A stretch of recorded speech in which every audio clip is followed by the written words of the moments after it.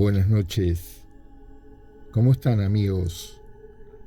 Bienvenidos a esta entrega especial del Último Bastión. Desde el conurbano profundo de Buenos Aires, Argentina, hacemos este programa con testimonios e historias que sus protagonistas nos acercan a nuestro canal. Antes de empezar, como siempre, te pedimos que te suscribas y que compartas esta experiencia para hacer crecer esta comunidad.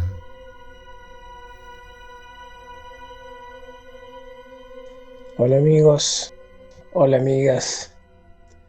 Esta noche le traemos la segunda y última parte de este fascinante relato 100% real.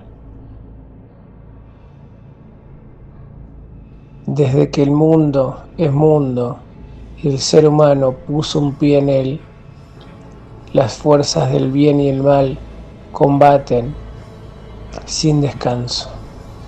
El mal por poseernos y el bien por liberarnos.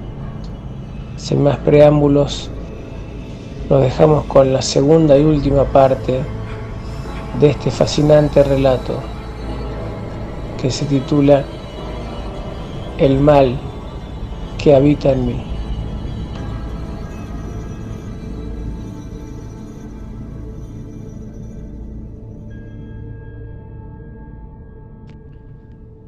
Fueron largos meses los que padecimos, porque todos lo padecimos. Quizás yo lo vivía en mí, pero toda mi familia lo padeció.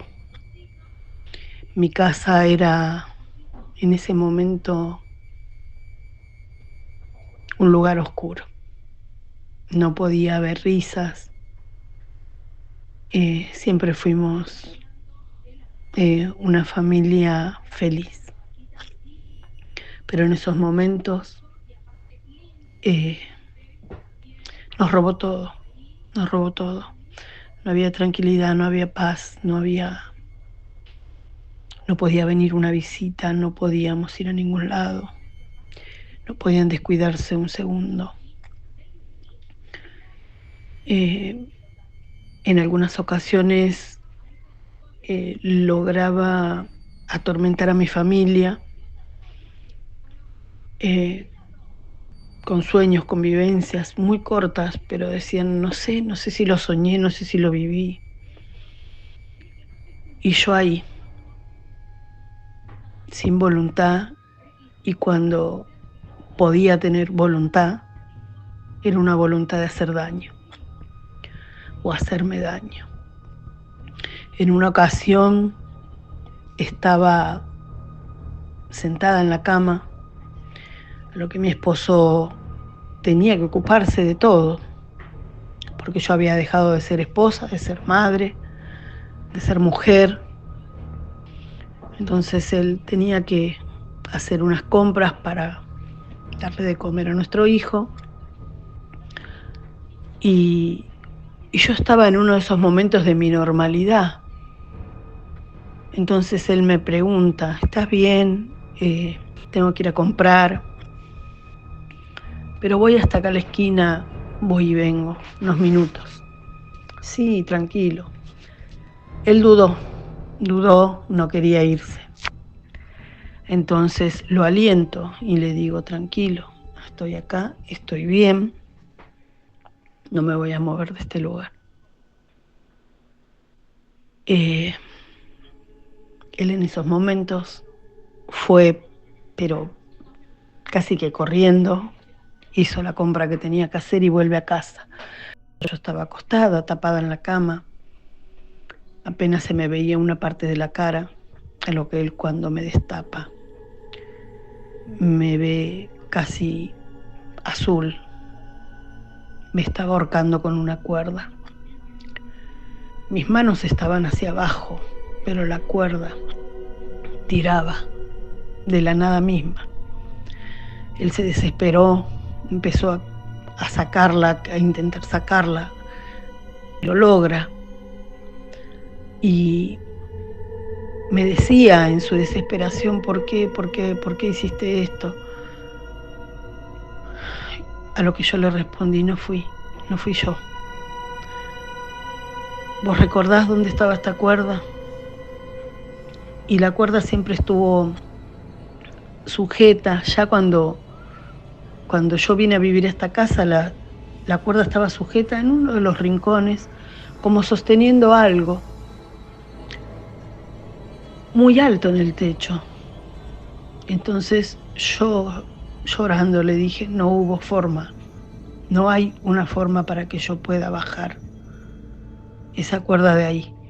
Pero él vino y me la dio. En esos momentos ya estábamos con una desesperación y estábamos como perdidos y devastados y casi que rendidos. Yo había días que muy pocas veces en mi lucidez podía sentirme bien, pero igual en esos momentos quería morirme porque mi familia sentía que yo les estaba haciendo atravesar algo que no merecían. En una ocasión extraña, yo estando en mi casa, recibo un mensaje donde mi esposo me pregunta si necesito algo, si llamé, porque tenía una llamada lo llamaban muy intensamente. Cuando él responde a esta llamada, él se sorprende porque en la llamada solo había ceros en el número, 00, bueno, pensó en ese momento, ¿no? Quizá porque uno tiene un poco de ignorancia con estas cosas, quizás sea de otro lugar. Responde, atiende esa llamada. Él estando en el colectivo todavía porque se iba a trabajar, atiende esa llamada y el sonido que escucha parecía el mismísimo infierno. Gritos desgarradores, llantos, clamor, dolor, a lo que se asustó muchísimo. Se le erizó toda la piel, cortó y empezó a preguntarnos si alguien lo estaba llamando. No entendió nunca y hasta el día de hoy es algo que le eriza la piel porque dice, siento que me llamaron del mismo infierno. La entidad que me poseyó, que habitó en mí durante ese tiempo, tenía una sed de muerte tremenda. Era un espíritu de muerte, porque solo pensaba en eso, porque solo quería morir, matarme o matar, o hablarle de muerte a mis seres queridos, amenazándolos. Nadie dormía en mi casa, había que hacer guardia, por así decirlo. Yo sé que estas cosas me persiguieron durante toda mi vida. Siempre pensaba el por qué cuando era niña me pasaban cosas, veía entidades. Quizá mi niñez decía, bueno, me levanto a ir al baño y en el pasillo de mi casa me estaba esperando este hombre de negro con una galera o esta mujer desnuda de pelo muy largo, solo mirándome, solo me miraban. Y yo viví esto en mi infancia, lo viví cuando me mudé y en todos lados donde estuve siempre hubo algo sobrenatural, en lo espiritual, que me haga batallar con mi mente. Pero en ese momento nunca pensé, solo decía, ¿por qué me pasa esto? Y en un momento de mi vida, de mi lucidez, dije, esto fue a causa de... En nuestra niñez nosotros teníamos en ese momento una tía, ahora ya fallecida, Ella estudiaba la magia negra y ella hacía brujería, hacía trabajos. Ella decía, hago trabajos para el bien. Cuando en mi casa quizá mi mamá le decía, no tenés que hacer esto o aquello, ella decía, no, pero es para bien, para que la gente se sane, para limpiar las casas, para que las parejas regresen. Y ella hacía estas cosas. Eran cosas malas, eran cosas muy malas. Trabajaba con tierra de cementerio, explícitamente lo decía. En un momento cuando me pasaban estas cosas de chica, mi papá decidió echarla, porque adjudicó a esto lo que nos pasaba. A lo que ella, tomó sus cosas y se fue, maldiciéndonos, diciéndonos muchas cosas, pero en ese momento yo era chica y la verdad no lo tomé como algo grave. Pero quizás todo esto, todo lo que ella llamaba en las noches, porque lo decía, quizás esto fue lo que entró alguna vez en mí y se quedó ahí. Una noche recuerdo que ella vino muy de madrugada. Ella tenía su casa en Santiago del Estero y siempre contaba que una señora, una bruja de casi 100 años, una tarde la llamó y le dijo, hoy a tal hora te voy a llamar porque quiero pasarte el poder, porque yo ya me estoy yendo. Y que ella decidió hacerlo y recibir ese poder. Nunca sabíamos si creerle o no lo que decía. Una noche compartió habitación con nosotros porque éramos muchos y compartíamos habitaciones. Y ella había venido de madrugada y se acostó en una de las camas de mis hermanos y nos dijo, chicos, nunca tengan miedo cuando está la tía porque la tía está protegida. Quizás van a ver un pájaro grande que viene a mi cama, pero nunca se asusten porque a ustedes nunca les va a hacer nada. Es amigo mío. Y de niños recibir estas cosas, escucharlas, quizá uno lo transporta. Después ella se tuvo que ir, mi papá la echó. Quizás de algo de todo la maldad que ella había hecho. Quedó en mí, me había elegido a mí. No lo sé, no sé el por qué. Pero sí sé que cuando esta entidad, este espíritu de muerte me tomó, era porque no me encontró fuerte. Por eso siempre digo que uno tiene que aferrarse a la fe. Yo he intentado cortarme, colgarme, me colgué una vez del techo con un cinto. Llegó mi hermano y me bajó.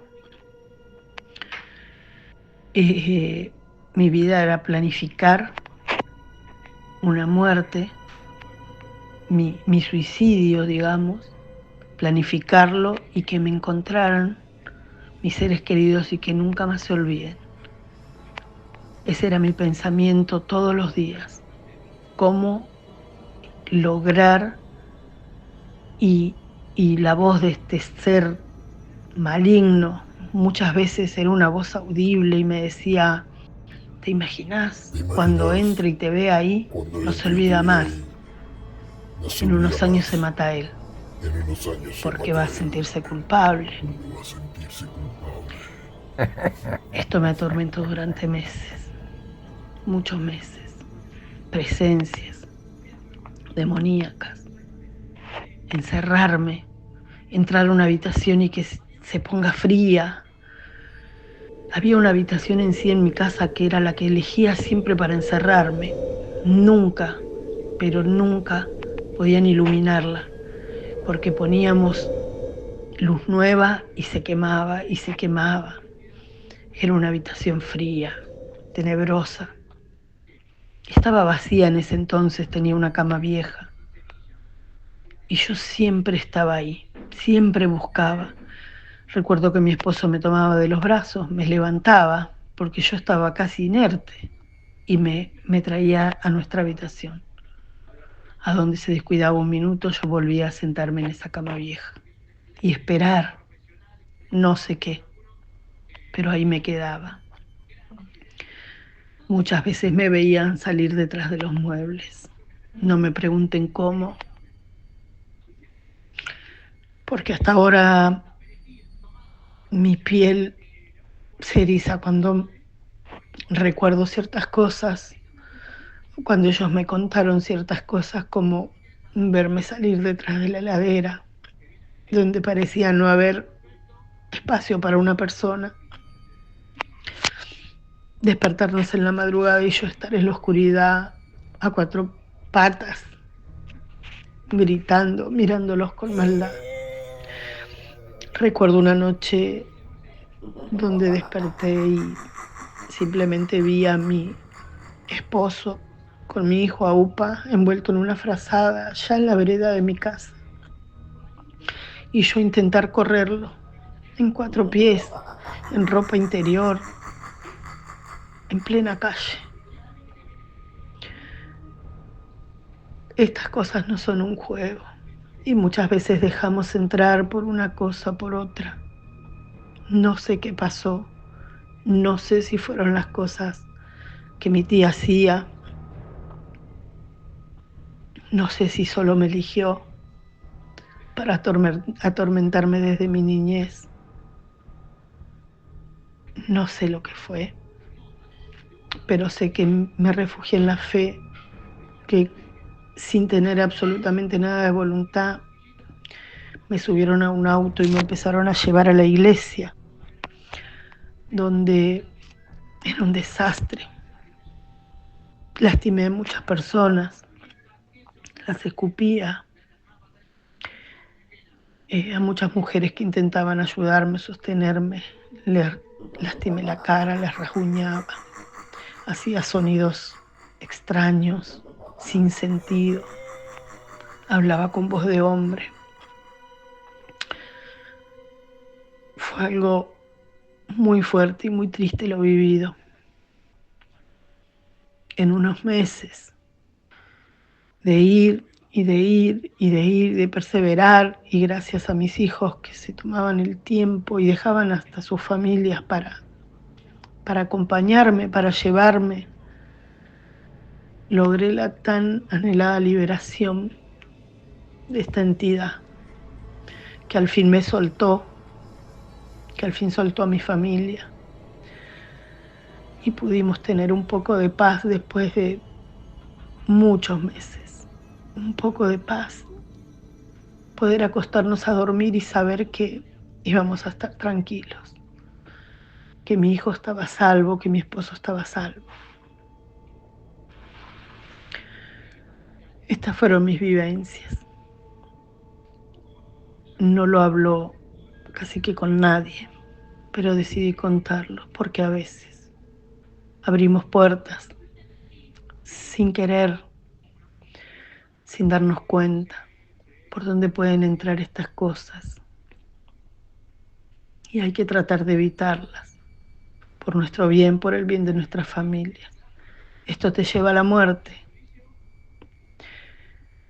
y creo que ahí entró la mano de Dios, que no permitió que se llevara, que me llevara, porque muchas veces, en muchas ocasiones, casi lo lograba, cortándome, ahorcándome.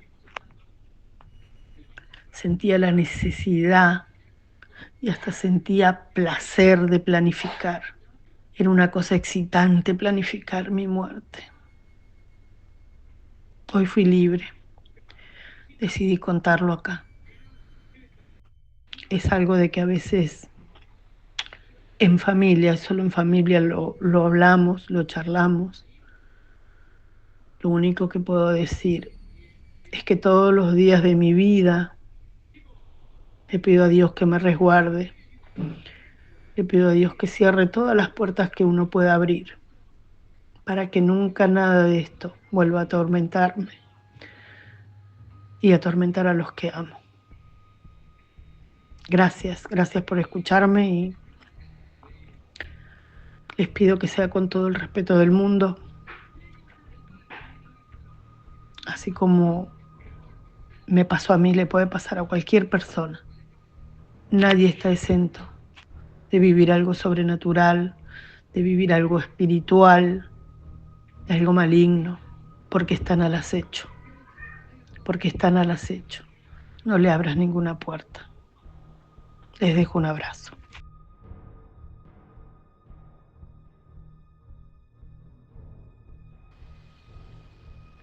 Final de esta impactante historia. Agradecemos mucho a la protagonista del relato. Hemos querido darle participación porque a partir de su testimonio no pudimos hilvanar una narrativa que iguale la crudeza transmitida por su propia voz. Si llegaron hasta aquí y si les gustó el contenido, denos un like y suscríbanse, que eso nos ayuda y nos motiva a seguir realizando contenido. Muchas gracias. Adiós, amigos.